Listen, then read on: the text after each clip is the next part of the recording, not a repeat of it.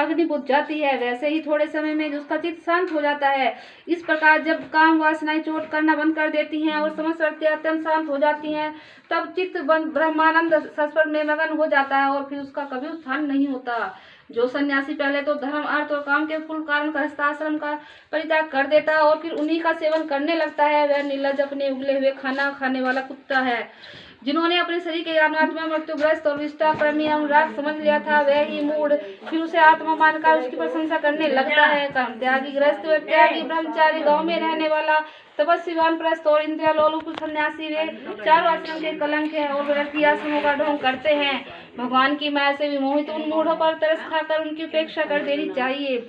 आत्मज्ञान के द्वारा जिसकी सारी वासनाएं निर्मूल हो गई हैं और जिसने अपनी आत्मा को परब्रह्म जान लिया है, वह किस विषय की इच्छा और किस भोक्ता की प्राप्ति के लिए इंद्रिय लोलुप होकर अपने शरीर को पोषण करेगा। उपनिषदों ने कहा गया है कि शरीर रथ है, इंद्रिय घोड़े है, इंद्रियों का स्वामी मन लगाम है, शब्दादि वैसे मार्ग है, बुद्धि सारथी है, चित्त ही भगवान के द्वारा निमित्त बांधने की विशाल रस्सी है, 10 प्राण छुरी है, 10 प्राण धुरी है, धर्म और अधर्म पहिए हैं और इनका अभिमानी जीव रथी कहा गया है। ओमकार ही उस रथी का धनुष है, शुद्ध जीवात्मा बाण और परमात्मा लक्ष्य है। इस ओंकार के द्वारा अंतरात्मा को परमात्मा में लीन कर देना चाहिए। राग, द्वेष, लोभ, शोक, मोह, भय, मद, मान, अपमान, दूसरे के गुणों में दोष निकालना, छल, हिंसा, दूसरे की उन्नति देखकर जलना, तृष्णा, प्रमाद, भूख और नींद, ये सब और ऐसे ही जीवों और बहुत से शत्रु हैं। उनमें रजोगुण और तमोगुण प्रधान वृत्तियां अधिक हैं, कहीं कहीं कोई सत्वगुण प्रधान ही होती है। यह मनुष्य शरीर रूप जब तक अपने वश में है, इसके इंद्रिय, मन आदि सारे साधन अच्छी दिशा में विद्यमान है। तभी तक श्री गुरुदेव के चरण कमलों की सेवा पूजा से धराई हुई ज्ञान की तीखी तलवार लेकर भगवान के आश्रय से इन शत्रुओं का नाश करके अपने स्वराज्य सिंहासन पर विराजमान हो जाए और फिर अत्यंत शांत स्वभाव से इस शरीर का भी परित्याग कर दे। नहीं तो तनिक भी प्रमाद हो जाने पर ये इंद्रिय रूप दुष्ट घोड़े और उनसे मित्रता रखने वाले बुद्धि रूप सारथी रथ के स्वामी जीव को उल्टे रास्ते ले जाकर विषय रूपी लुटेरों के हाथ में डाल देंगे। वे डाकू, सारथी और घोड़ों के सहित इस जीव की मृत्यु से अत्यंत भयावने घोर अंधकार में संसार के कुएं में गिरा देंगे। वैदिक कर्म 2 प्रकार के हैं, एक तो वृत्तियों के उनके विषयों की ओर ले जाते हैं, प्रवृत्ति परक, और दूसरे वे जो वृत्तियों की ओर विषय की ओर से लौटकर शांत एवं आत्म साक्षात्कार के योग्य बना देते हैं। निवृत्ति परक, प्रवृत्ति परक कर्म मार्ग में बार बार जन्म मृत्यु की प्राप्ति होती है और निवृत्ति परक भक्ति मार्ग या ज्ञान मार्ग के द्वारा परमात्मा की प्राप्ति होती है।